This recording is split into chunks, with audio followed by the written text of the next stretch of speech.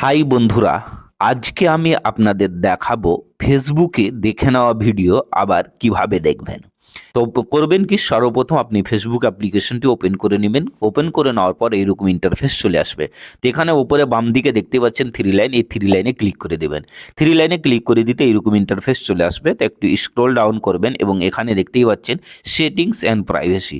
তো করবেন কি, এই সেটিং অ্যান্ড প্রাইভেসিতে আপনি ক্লিক করে দিবেন। সেটিং অ্যান্ড প্রাইভেসিতে ক্লিক করে দেওয়ার পর আবার চলে আসবে উপরে দেখতেই পাচ্ছেন সেটিংসের অপশন।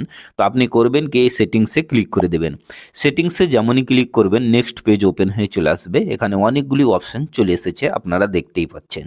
তো করবেন কি, নিচে আসবেন, স্ক্রল ডাউন করবেন এবং নিচে আসার পর এখানে আপনারা দেখতেই পাবেন অ্যাক্টিভিটি লং।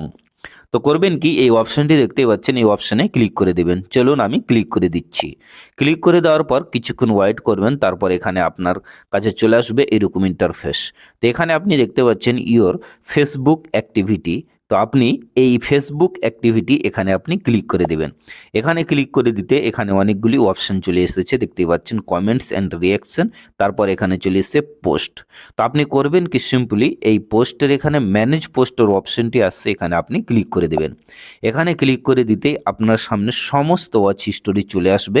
এখানে আপনি যখন যেটা দেখেছেন দেখে নিন। আজকে হচ্ছে 11 তারিখ এবং এখানে দেখুন আমি এই ভিডিওটি কিছুক্ষণ আগে দেখেছি।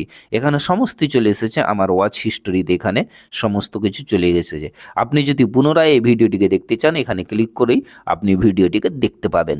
তো এইভাবে আপনারা ফেসবুকে দেখা ভিডিওকে আবার দেখতে পারেন।